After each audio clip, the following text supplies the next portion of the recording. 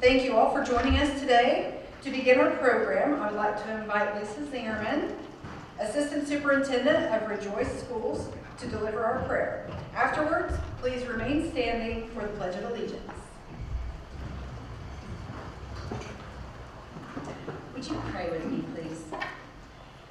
Heavenly Father, we just humbly come before you today, praising you for your goodness and for the opportunity we have to work and to serve in such an amazing city. Thank you for the chamber and the encouragement and service it provides, Lord. And Father, we just want to praise you for the gifts and talents you've given each one of us, each one of your children. We know they come from you, and today as we think about creativity and art and music, Lord, it's just an opportunity to think about how those reveal your character, because you are the author of those things, and we were made in your image on purpose for a purpose. Thank you, Father. Bless this food to our bodies. In Jesus' name, amen. Amen. Would you please say the pledge? Attention, salute, pledge.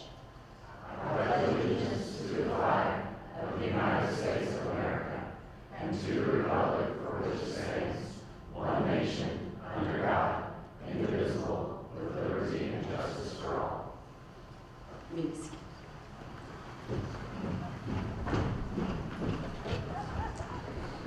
Now I would like to recognize our monthly luncheon sponsors. Our 2024 presenting sponsor is Ascension St. John Owasso. The 2024 host sponsor is Tulsa Tech. Our 2024 platinum sponsors are American Airlines and Bailey Medical Center. The 2024 gold sponsors are Oklahoma Natural Gas Company and Public Service Company of Oklahoma. Please give our sponsors a warm round of applause.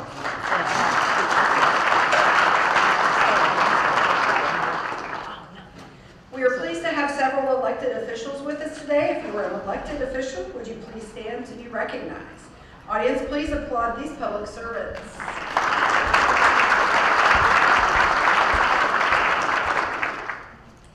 Now, we would like to recognize our new chamber members who have recently joined the chamber.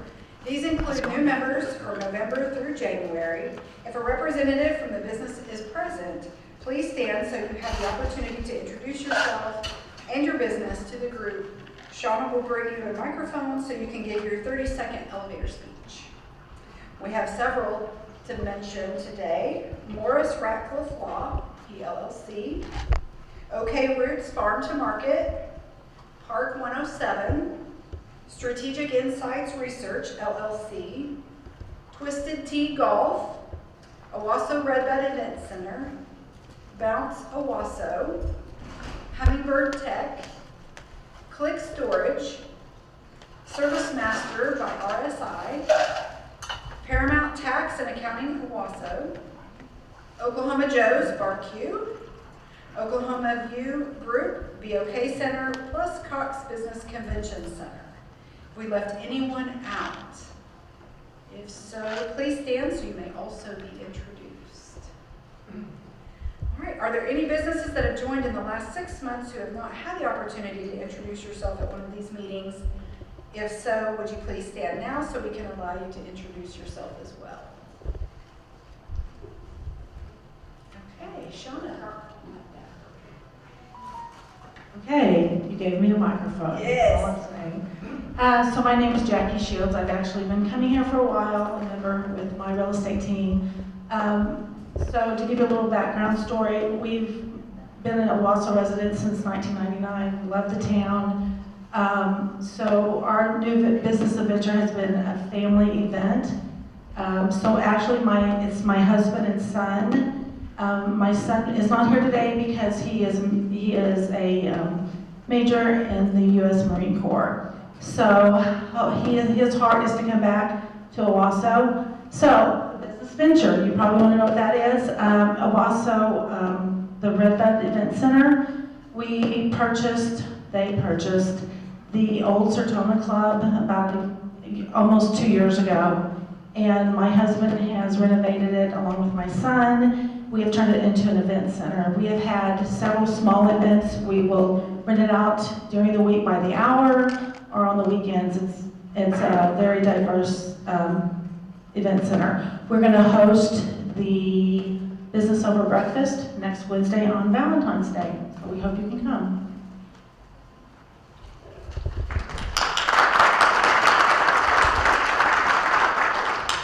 Good afternoon. My name is Sarah Alfred, and I work for Hummingbird Tech. We are an IT services company, actually located in downtown Tulsa, but we have several client partners in the area. And we partner with small to mid-sized businesses that either don't have an internal IT team or they have a really small one and they just need to expand their expertise, some help with strategic planning, cybersecurity, that kind of stuff. So if any of that interests you, I would love to speak with you. It's good to see everybody. I wasn't actually planning on saying anything today and addressing you in a little bit different capacity than the previous year. So I am Michael Amberg, for those of you who don't know me. You formerly knew me as a sales director of community here, but that ended as of yesterday. And I'm very excited to be part of the Oakview Group team starting on Monday. So Oakview Group is the group that manages both the BOK Center and the Cox Convention Center, and I'll be leading the sales team there. I'm very excited for that. So we have a lot of really cool events planned, acts coming through. You've seen some of the announcements come through. Before you ask, I will answer it now. No, I do not have any tickets to Justin Timberlake. It's sold out. But we have a lot of really exciting things that we're going to be announcing coming up as well. So looking forward to jumping in Monday, and thank you for the time. We did not plan on all three of us sitting at the same table. It's going to work out that way.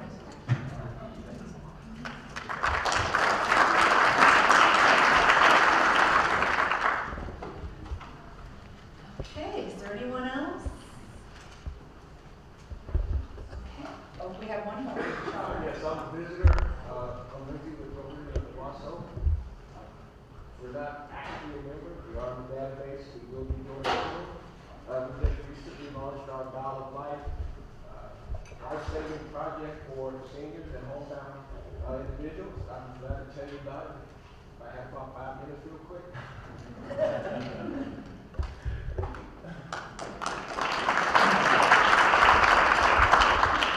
Thank you. We appreciate not just our new members, but all of our current and ongoing members as well. You may have seen the list of ongoing renewals, so we really appreciate everyone's efforts and engagement. At this time, please welcome our Owasso Chamber President and CEO, Chelsea Fury, to make some announcements.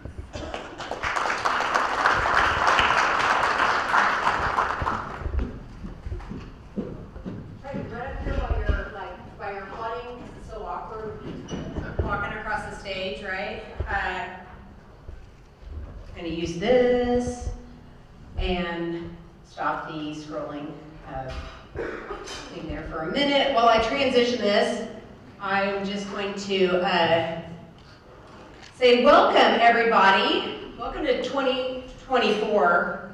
I don't know, some of you have heard me say that January didn't count for me.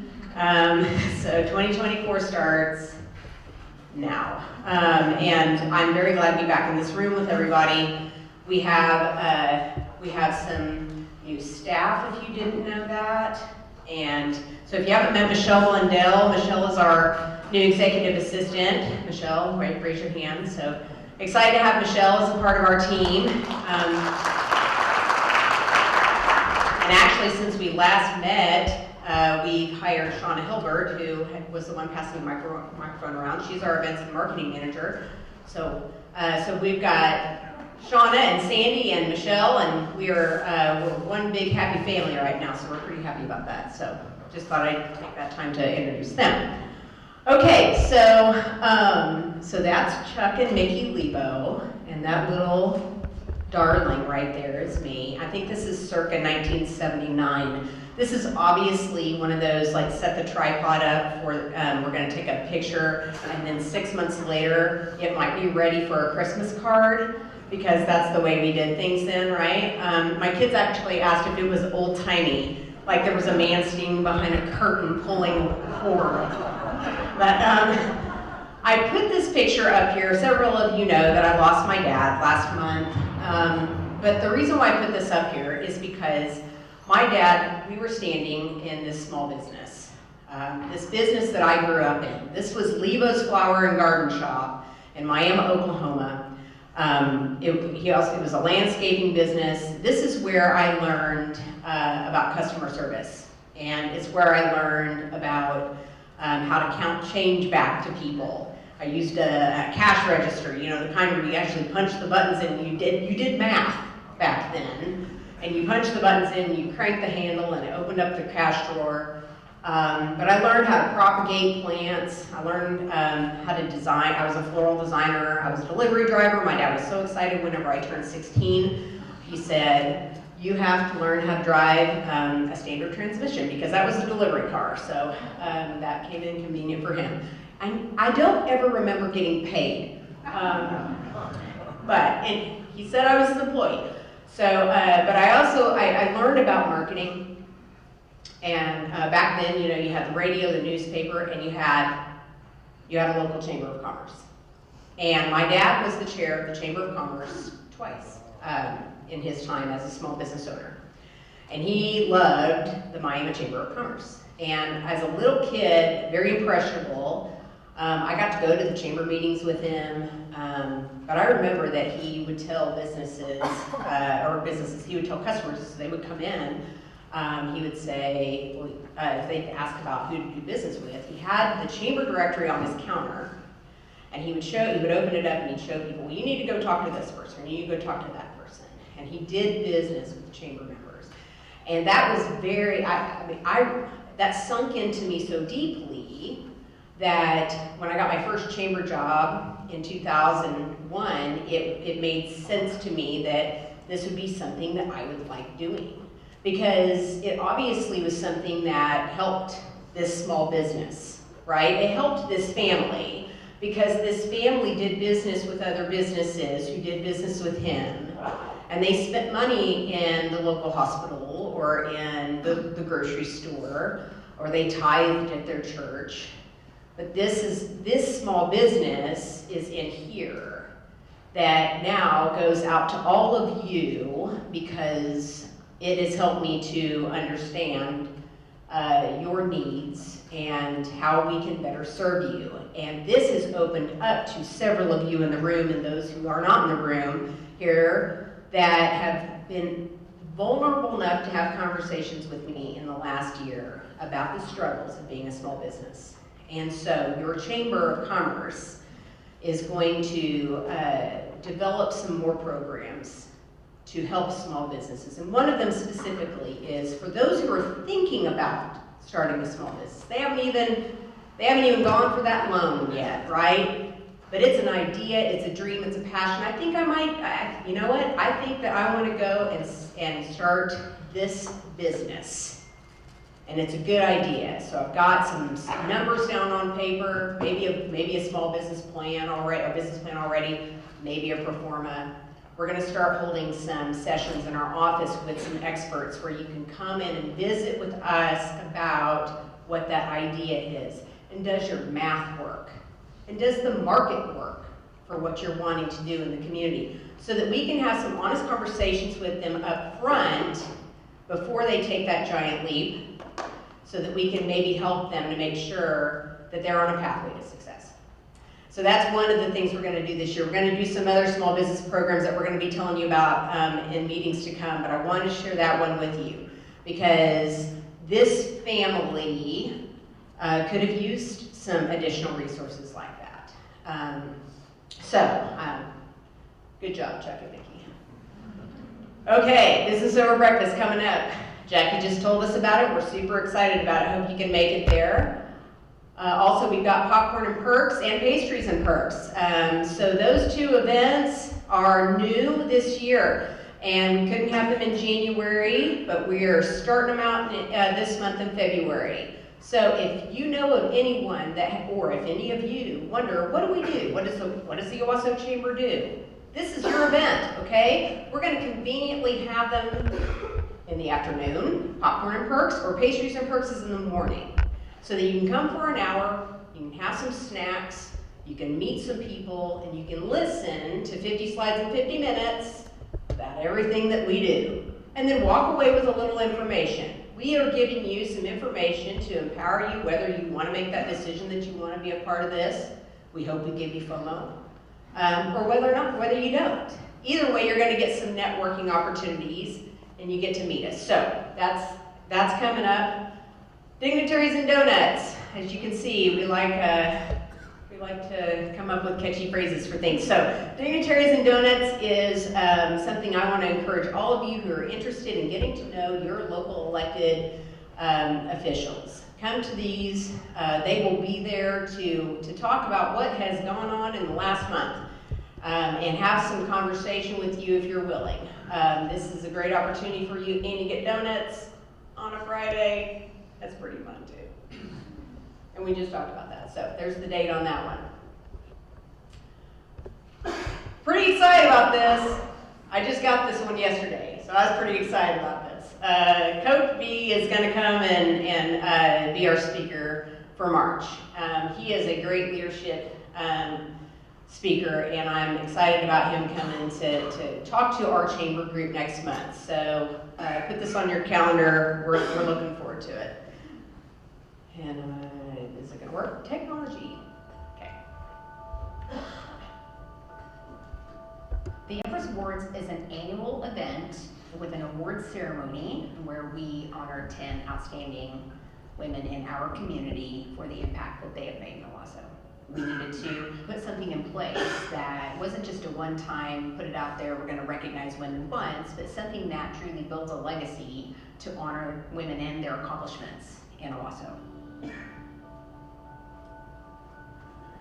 Women have an impact wherever we go, be it with our children or be it with our community and our church. And I think it's really important that we support and give resources and definitely give acknowledgement to the women, especially of Owasso, that are taking care of Owasso. I've been a practicing pharmacist in Owasso, Oklahoma for 31 years. I'm currently on my 4th generations of patients that have been able to have the privilege to partner with them in their health and well-being over the last 30 plus years. I was nominated and was fortunate enough to have been chosen and won the inaugural Health and Wellness Empress Award, and it was quite an honor. What I find with even health, that if I can support a woman taking care of herself, creating a culture around her that supports her wellness, there is a ripple effect that goes throughout her family and throughout her community. So it is critical that we support women not only with acknowledging their excellence and their efforts, but also in supporting them in being well. My name is Dr. Leslie Clark, and I'm the campus director at Tulsa Tech in Owasso, and I received the Empress Award for promoting and developing women. I've been involved with the Career Tech Women in Leadership program, both as a participant and as a leader as part of their advisory team, and we just went across the state and provided leadership training opportunity for women so they could pursue their leadership goals. I'm just very thankful to be recognized for developing and promoting women in our community because it's so important, and if that's one of the ways that we can make a positive impact in lives in our community, then I am super excited.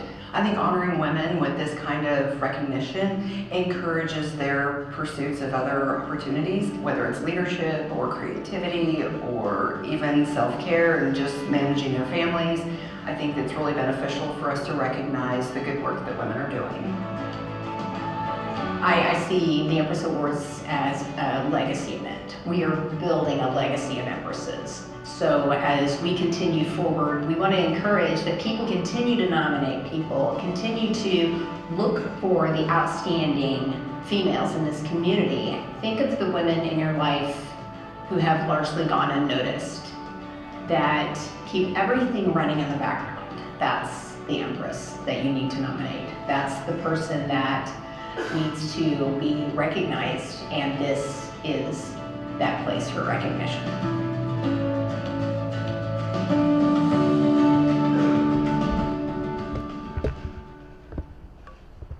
Okay, coming up, March 11th. So make your reservations, get a table. If you're an employer, get a table and get everybody here to celebrate this. Probably more importantly, nominations for this close on Friday, so get them in. Last year, we had 55 unique nominations. 55 unique nominations. Several of those women were nominated several times by many people. It was so cool. Nominations are coming in, but you have till Friday. Keep them coming. Go to OwassoEmpressAwards.com. There is a website dedicated to this because we're building a legacy for the future.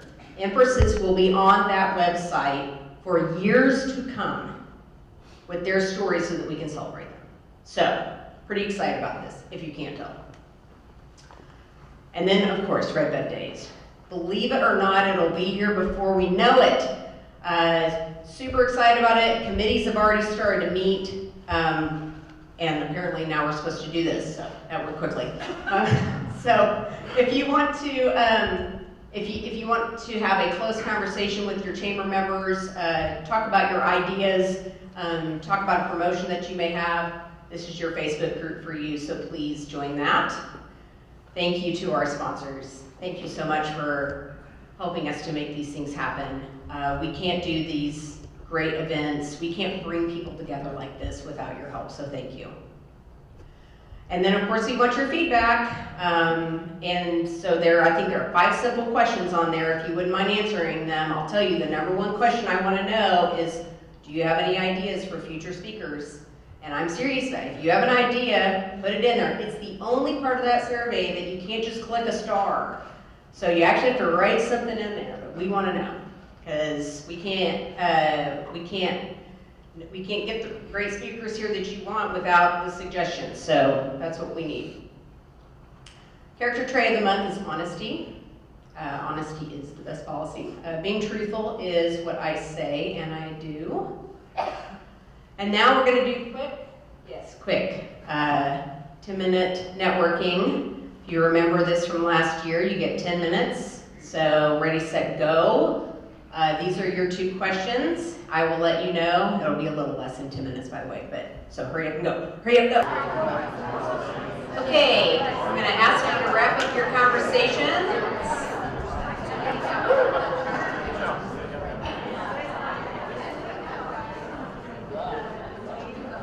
Now it is my pleasure to introduce our featured speaker today.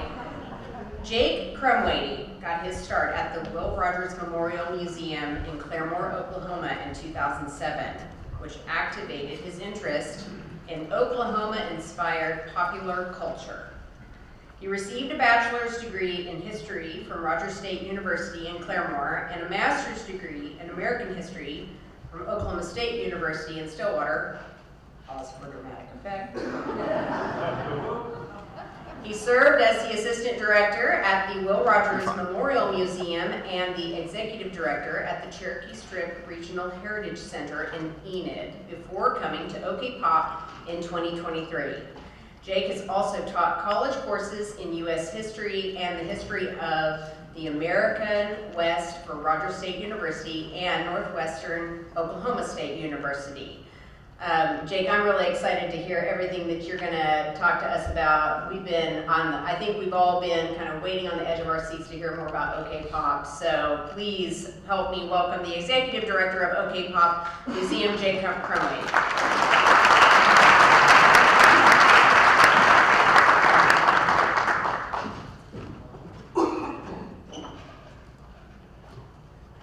All right. Thank you so much. You guys hear me okay? Is this on? There we go. Awesome. Well, first, thank you so much for having me. This is really an honor to be here today. I mean it with all sincerity. It really makes me excited when I'm able to come out and talk to people about OKPOP, share with everybody what it is that we're doing, share with you the vision of what we're putting together. It never ceases to give me renewed excitement every single day as we sit and talk, and people, when we start the conversations, they're a little, you can see the dullness behind their eyes, not understanding what it is that we're doing, not understanding what the museum is, and then as we go through everything, do a tour of the museum, talk about the project, by the end, every single time, you see the light behind people's eyes, everybody changes, and they start to get it. So, I really do love coming and doing these things, so thank you very much. So this OKPOP is the better known as the Oklahoma Museum of Popular Culture. This is a project with the state of Oklahoma, the Oklahoma Historical Society. The Oklahoma Historical Society is a, I guess I should operate these slides here. Oh, hey, that's me. You can see there, this is from when I was back in Claremore. I always like to put that up there. There's Will Rogers in the background. We call him the great-grandfather of all Oklahoma popular culture. Really starts with him. But it also is a reminder that I'm from Claremore and I'm folksy. Anyway, so yeah, I'm the executive director at OKPOP, but I grew up in Claremore, and I spent the last 4 or 5 years out in Enid at the Cherokee Strip Regional Heritage Center, another site with the OHS. And I honestly, like, it's so good to be back home on this side of the state. I've really missed it, and it's really an honor to be back. I've loved it, love coming back home. So the Oklahoma Historical Society. The Oklahoma Historical Society is an agency with the state of Oklahoma. We operate most of the state-owned museums across the state of Oklahoma. We operate the State Historic Preservation Office, among other things, research divisions, things like that. OHS has actually been around for a very long time. We actually predate the state of Oklahoma. We were an organization that was founded in 1893. So the Oklahoma Historical Society is older than the state of Oklahoma itself. But it's our mission to share these stories, Oklahoma stories, to tell the stories of what makes Oklahoma awesome, what is challenging about Oklahoma sometimes too. But OKPOP is a museum, it's a project under the OHS. Now, the Oklahoma Museum of Popular Culture, OKPOP, I wanted to share with you all today what it is that we're doing and why we're doing it and our approach. Let me ask you all a question. What's the oldest museum in the world? Does anyone know? What is the oldest museum?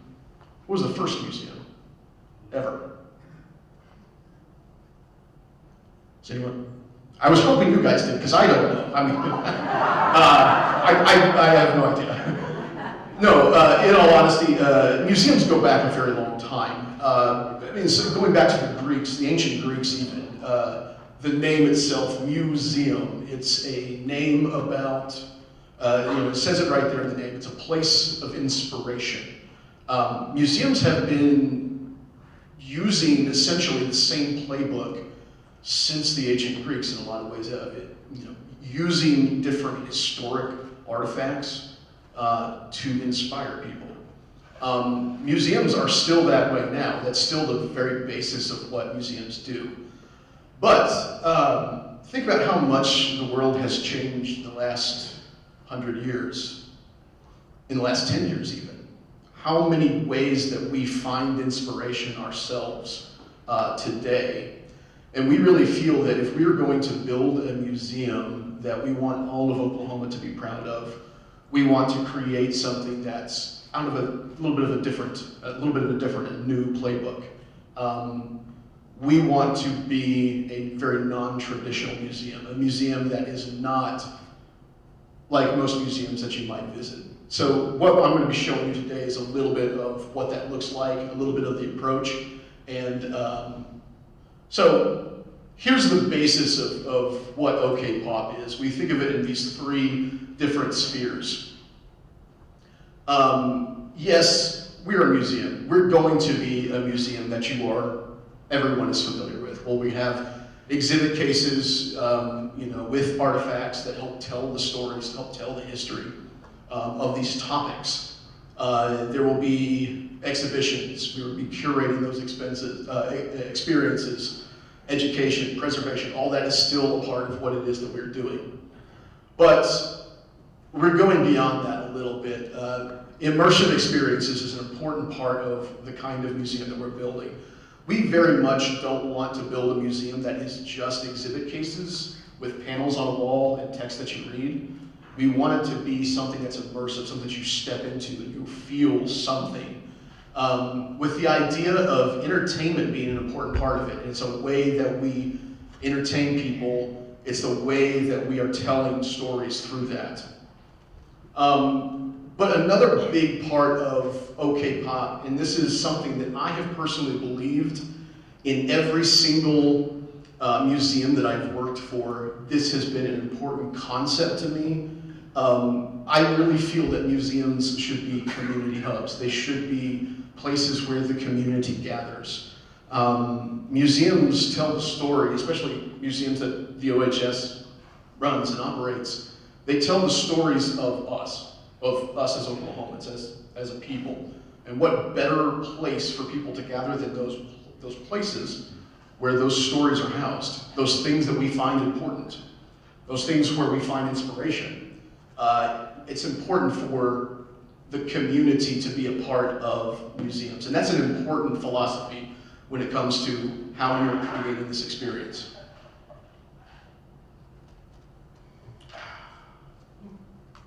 So, let's talk about that for a minute.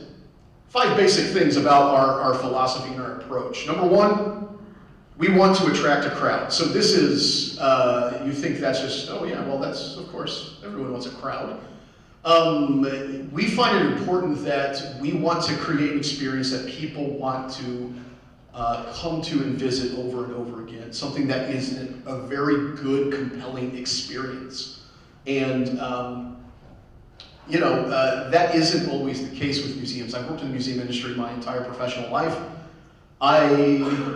There are times when you don't have to worry about lines. That's not what we're building. We're building something different. Inspiration, that's an important part of what it is that we're doing, okay? And we want to, and I kind of tell people, we are in some ways not just a museum about popular culture. We're going to be building a museum that is almost the museum of creativity in some way. We are talking about all these different creatives in Oklahoma, whether that be the big ones like, Garth Brooks, Reba McEntire, etc., Ron Howard, all the way down to, producers, the people behind the scenes that make, a film happen, that make musicians, all these people that are a part of a creative process. The idea is we want to demystify creating. We want to be able to make a connection between, the young kid that visits OKPOP from a small town in Oklahoma thinking there is so much distance between where they are, what they're doing, and what these people have achieved. We want to tear down that expectation, that we want to help people understand that creativity is important and show the path of how these people got there and make those connections where the people realize, I can do that too. Telling incredible stories. There are, so admittedly, I've been with the project for about 5 months now. The project has been around for some time, but I've been with the project for about the last 5 months. And when I got there about 5 months ago, I was blown away by how many Oklahomans are behind some of the really incredible things that are out there in popular culture. I was routinely amazed by oh my gosh, I didn't know they were from Oklahoma. Oh my gosh, I didn't realize that thing was created by an Oklahoman. There's just so many things. Even there was a shame on me moment, actually. One of my favorite bands in the world since I was in high school was a band called Calexico. And Calexico, their drummer was from Tulsa, grew up in Tulsa. Something I had no idea, it just blew me away. I was like, well, shame on me for not knowing that, I guess. But every day we encounter different things that blow me away. If you've played video games, anybody familiar with Call of Duty? Call of Duty was created in Tulsa by a couple of guys from Tulsa. And it was, now it's one of the biggest IP franchises in video game history, really. All these different things that Oklahomans have done. And so we have this incredible database, literally over 5,000 different people that we are trying to focus and target to try to be able to tell those stories within OKPOP in some way or another. Another important philosophy, encourage people. Again, we want to show this people that visit OKPOP. We want to be able to show them, again, demystifying the idea of creating, but having these Oklahoma-based creatives offering inspiration to people. So a big part of what it is that we do, I mentioned that we don't want to create your typical museum experience, I guess, that's just artifacts and things you read. In fact, one of our goals is, hey, okay, how can we create a museum where you don't have to read anything? And the way that we're doing that is a lot of video interviews, and we're letting the creatives themselves help tell those stories for us. And we're letting them tell about their creative process. We're letting them tell how they overcame things. And so it's really a great way to encourage people is to hear direct from these sources, these people that are doing these great things, how they were able to do it. Provide resources. Okay, so that's a big deal too. You know, we want to, as part of that community hub idea, we really want to create a space where we can actually not just inspire people, but give people the opportunities to create and learn. I'll talk about that a little bit more as we go. So, OKPOP will utilize innovative storytelling, impressive collections, state-of-the-art technology, inventive exhibit design, remarkable media productions, and world-class programming to accomplish our mission. Our idea here is we want to excite and delight, inform and inspire our guests, no matter the age, no matter their age, to explore and pursue their creativity.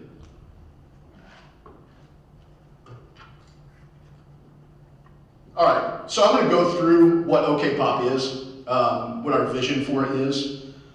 So we are in the process right now. We have our staff, our team of people. We are working tirelessly to build this museum, the idea, the vision, doing all the research. I mean, like I said, there are thousands of people that we are trying to focus, collect these stories and help tell these stories through the museum. And so we are building this massive database of people and information, and identifying those key ones that we want to be able to use to help tell the stories within OKPOP, getting in contact with them, hoping to acquire collections through them, but also meeting up with them so we can record oral history video interviews with them, and that is going to be what helps kind of inform that experience.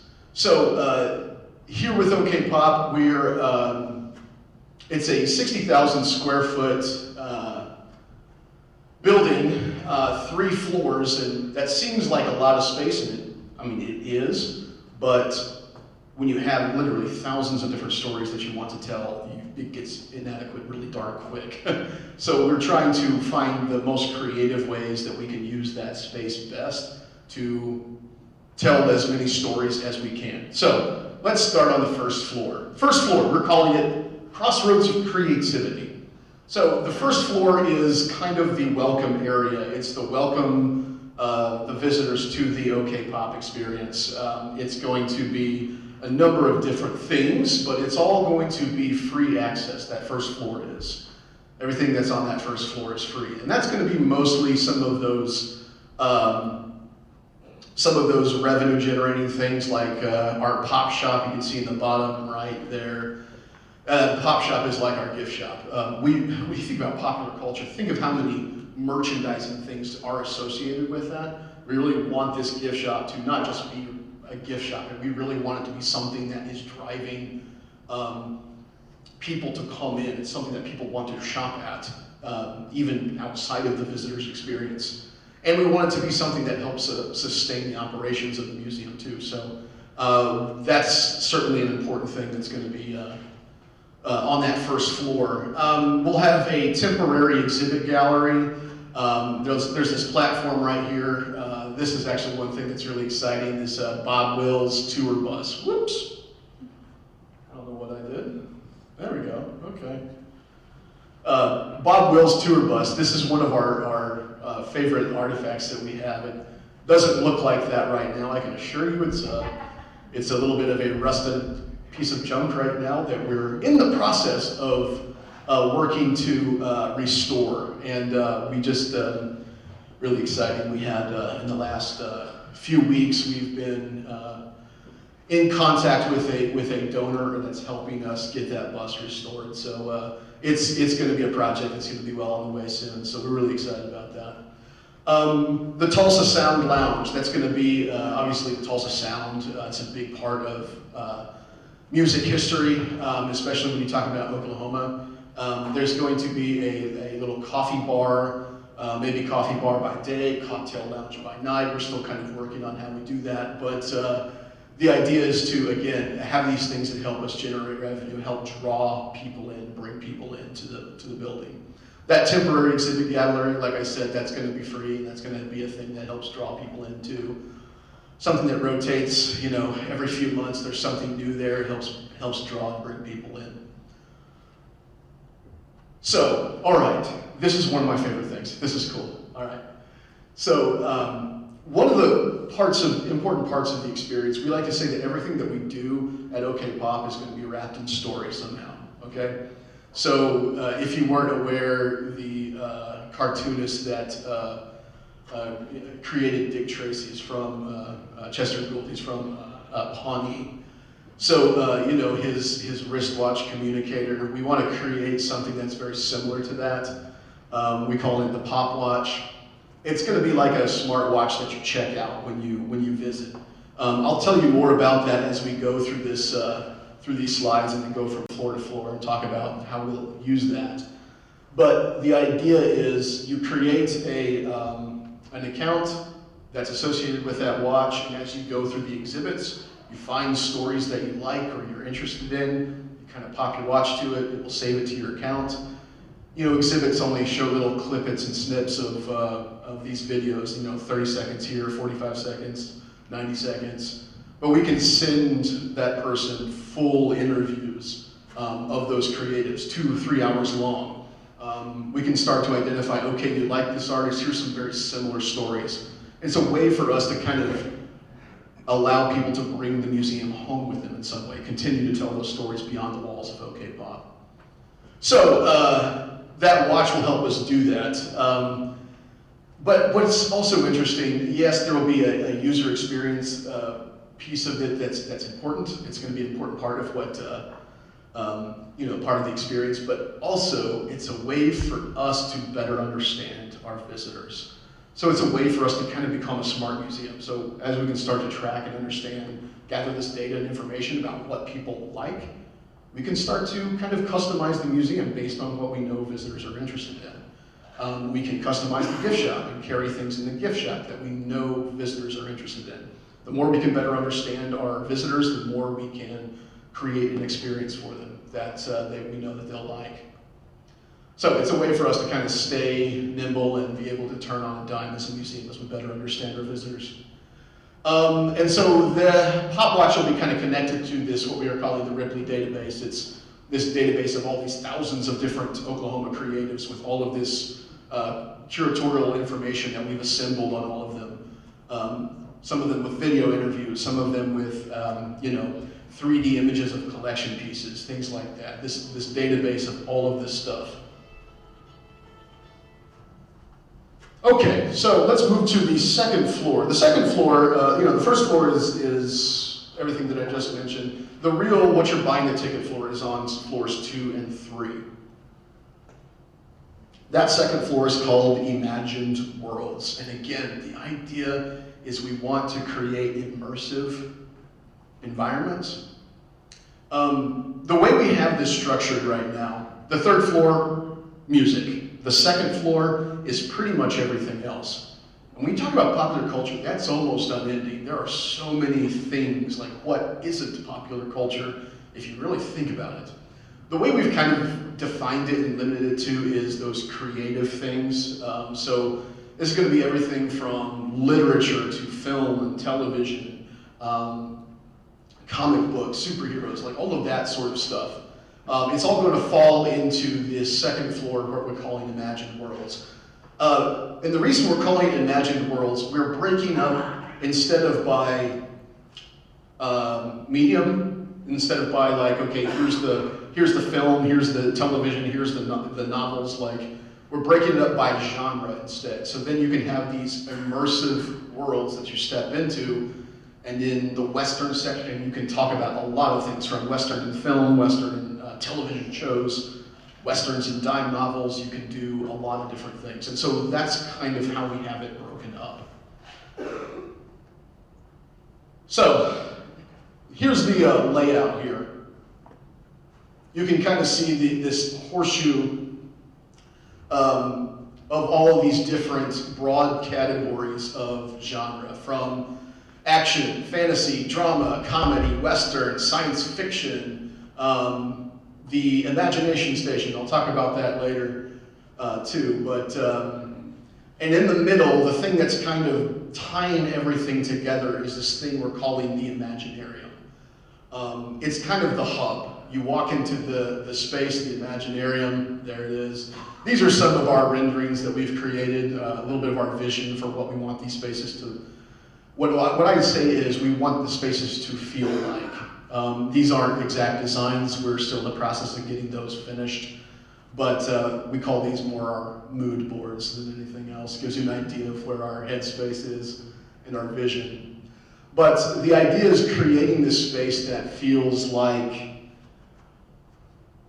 you'll have exhibit cases where you can exhibit different things. But we really want this space to, once you walk in, it's a museum. It feels like a museum. It looks like a museum. There's display cases. But something just isn't right. It's not exactly what you're used to. And that's kind of intentional. We want the museum to feel, it's got this kind of circus carnival feel to it. It kind of sets the tone, sets the mood that this is a place you can have fun. So that's kind of the idea. This is the action and adventure section. This, there are so many different connections to, Marvel and superheroes, and so this is kind of a way for us, when you walk into those spaces, again, immersive. That's what we want it to be, have a very specific feel when you walk into it. But we want it to be something that is a tool that we can use to help tell the stories of these people that were influential in these areas. The guy that created Iron Man, he's from Tulsa. Did you guys know that? He's a cartoon or a comic book artist, a guy named Archie Goodwin. Something interesting about Archie Goodwin too is before Star Wars was even cast, shot, filmed, anything, Marvel had got the rights to make a comic book series, a Star Wars comic book series. And so Archie Goodwin is the one that did a lot of those early designs about Star Wars. And so you go through these comic books, and you see like everything's not exactly what you know of the Star Wars that you know and see on TV now. It's really cool. But anyway, so Archie Goodwin, he's one of those important stories that we want to be able to tell. This is a space that we're going to be able to do that with. I'm giving you just some highlights. There are many, many others, many other stories within these spaces that we'll be telling. This one's fun. This is the fantasy section. Does that look like anything familiar to you? It's supposed to be like Dumbledore's office. Yeah, Harry Potter. What's the Oklahoma connection to Harry Potter? Does anyone know? J.K. Rowling was from Tulsa. No, I'm kidding. No. No, but the first 3 Harry Potter films were produced by a guy named Mark Radcliffe, and he was from Tulsa. And so we're using this as a space, a platform, to be able to tell stories like that. You guys, is anybody a fan of like old school horror films? Like, are you familiar with Lon Chaney? He's from Oklahoma too. So that's one of those areas, another one of those stories within that space that we're going to be telling. Okay, this one's a little bit fuzzy right now. We're still working on what this one is, but the drama section, Obviously, there's a lot that we can cover there, a lot of literature, a lot of written words that are, obviously very impactful. The Outsiders, S.E. Hinton is a good one, for example. Ralph Ellison, there's really a lot stories that we can tell there too. My personal favorite, the Western section. The Western section is, it's Oklahoma. There's a lot of stories that we can tell there. It's just almost endless. And again, that stretches everything from film and television to literature. There's a lot of Western stories that we can tell. And we wanted to create a space. Initially, we were thinking about this kind of set up like a general store, which kind of lends itself to still be able to, exhibit things within cases. We were originally going to do a saloon, but there's only, a handful of things you can do in a saloon, none of which are really family friendly. So we decided, maybe we should do a general store instead. So that's going to be that space. But again, you're starting to get the idea here. We are creating these immersive environments. We want to go beyond just exhibit cases. We want people to feel like they're stepping into a Old West general store, for example. And one of the things the team has been exploring lately is smell. That's kind of weird, I know, but we don't want to leave any stone unturned. But there's a real interesting connection between your senses, smell, and memories. And so we want to, for wanting to create these really immersive spaces, we really want to create some cool immersive spaces. So we're playing around with that idea a little bit. Another thing that's going to be on that second floor, the ability for us to continue to create a museum that is self-sustaining, something that we can continue to help our operations. On every floor, there's going to be revenue-generating spaces, and we'll have on the second floor is our gold room, we call it. It's a place where you can have, just like this, set up tables, have events, that sort of thing. But really what it is like floor to ceiling solid white walls. And the idea is we're going to, did anybody go to like the Van Gogh experience or anything like that? Being able to do things like that where we're using projections onto the wall and those projections change and move around and interact with you, that sort of thing. So we can rent out that space and make it look like Tatooine from Star Wars or whatever the heck else you want to do. So if you want to get married at Tatooine, you can do that. We can make it happen for you. So that's going to be a thing that we do.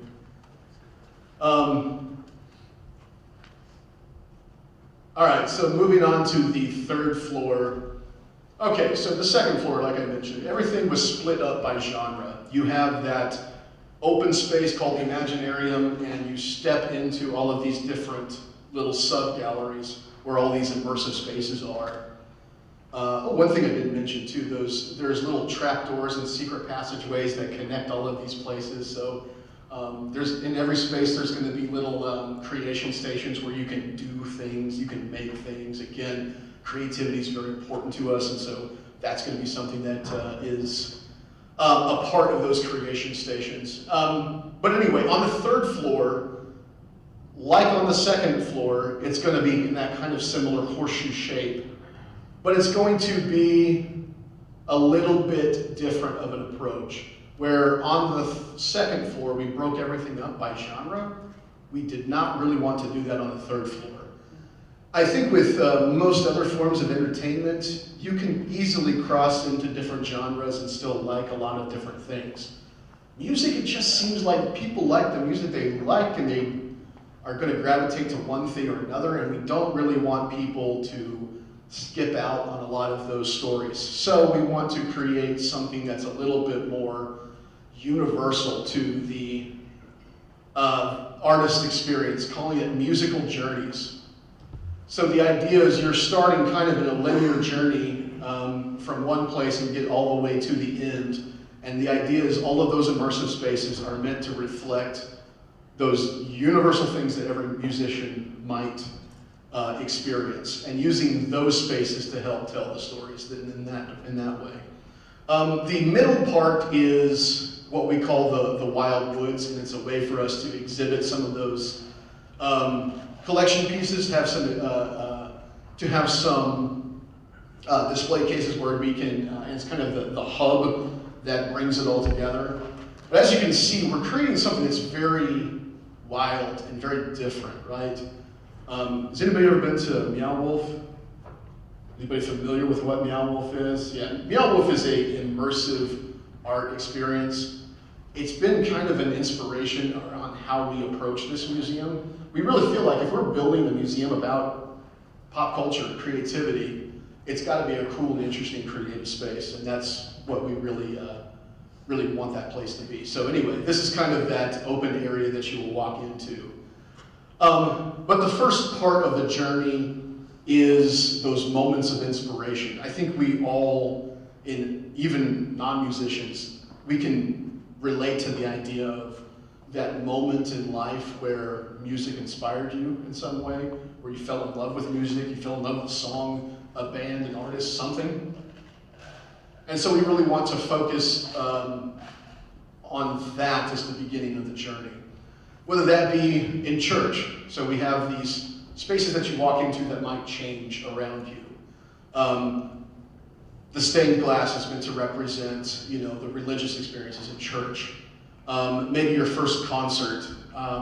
Maybe you're sitting on your grandparents' porch and singing music together. Like, we want to focus on, like, what was that moment when music meant something to you the most? And again, we're telling these stories through the artists. They're the ones telling these stories for us, with all these video recordings that we're putting together. Life on the road.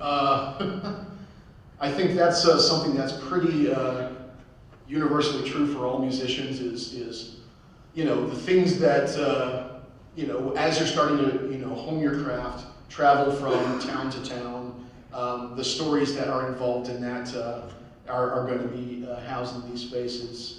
There'll be also a space that I don't have a slide for, but we have it set up like a basement or a garage where we start to form a band and you're starting to hone your craft and you're starting to learn to play music.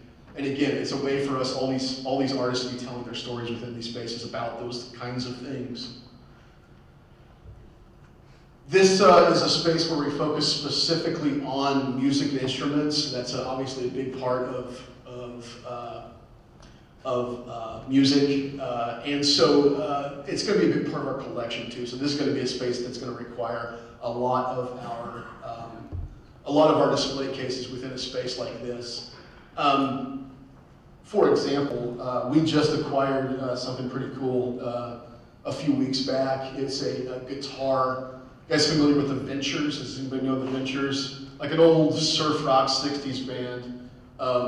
Several of their members were from Oklahoma, including their guitarist. He's a guy named Noki Edwards. He's from Lahoma, just a little town just west of Enid. We acquired his guitar. And it's really a cool story because the guitar was what this Oklahoman in this very popular band from the 60s, the Ventures, is what he played. But it was also a guitar that was designed specifically for him by an Oklahoma guitar company called Moss Wright. The gentleman that started that is a guy named Cindy Mosley. He's also from Oklahoma too, so it's kind of a double Oklahoma story. So it's a really cool piece that we just recently got.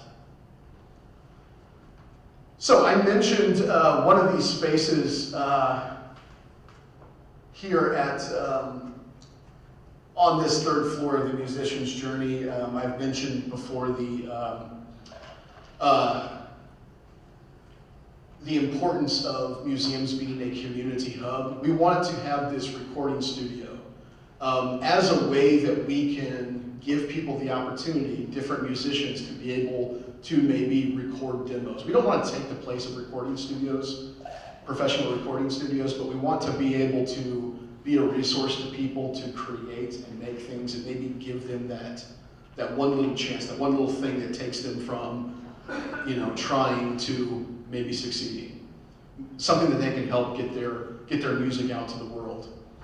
Growing up, I knew a lot of different musicians, some that were incredibly talented, but they just never were able to afford to go get something recorded or get that out to the rest of the world, and they just never went anywhere. All that talent was just gone. It's not something anyone else got to experience.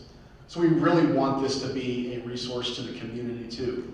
But one other thing. So I mentioned the Pop Watch earlier, that little watch that you would check out. And not only are we using it for people to collect different stories along the way, but we're also on the 3rd floor, as you're going through the experience, you're going to be hearing different sounds. Some of it just being kind of ambient music, maybe the sound of a guitar, different kinds of drums, that sort of thing. So as you find sounds that you like, you pop your watch to it and you save that sound. And you get to the studio and you can start to mix and record your own music. So it's a way for people to, despite their musical abilities or inabilities, they can still create some music. So we thought that would be fun. But the reason we wanted to build this 3rd floor a little bit differently than we did the 2nd floor was just simply, like I said, you don't want people to just gravitate towards the music that they love. We want to be able to tell all of these stories kind of on the equal playing field where people can understand and learn about different kinds of people doing different kinds of things. But it's also a way for us to connect similar kinds of artists. So today, people might really know who Carrie Underwood is, for example, but they may not necessarily know much about Patti Page. I can say, I do, because I grew up in Claremore, I know who Patti Page is. But people may not, a lot of people may not.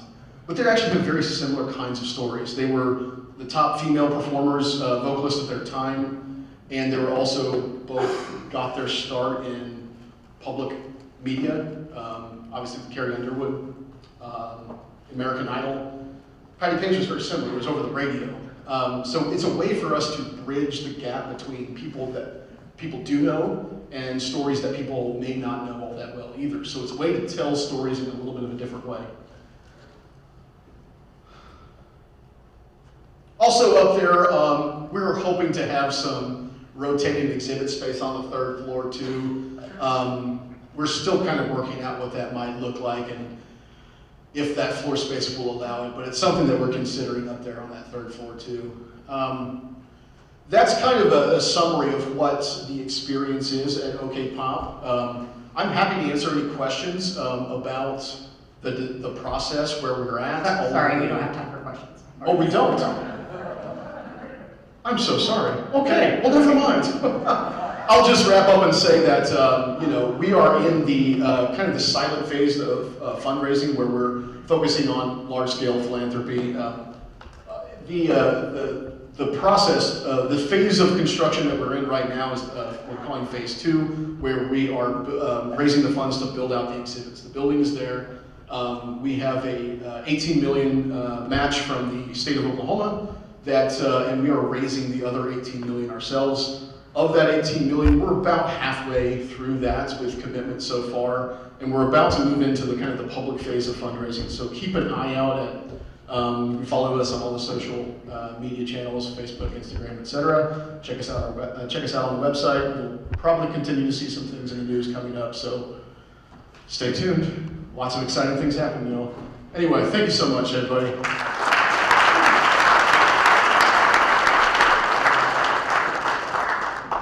Jake, thank you so much for coming and telling us all about this really fun opportunity that we're going to be able to experience soon. We have a little something for you to journal all of the wonderful things about your experience here in. So yes, thank you. Everyone, please give Jake another round of applause.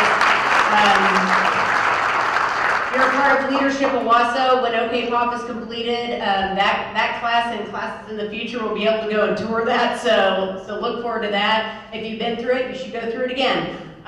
whenever that happens or before. So anyway, thanks so much everybody for being here today. Look forward to seeing you at a future event. Don't forget to get those Empress nominations in before Friday. Thank you. Have a great day.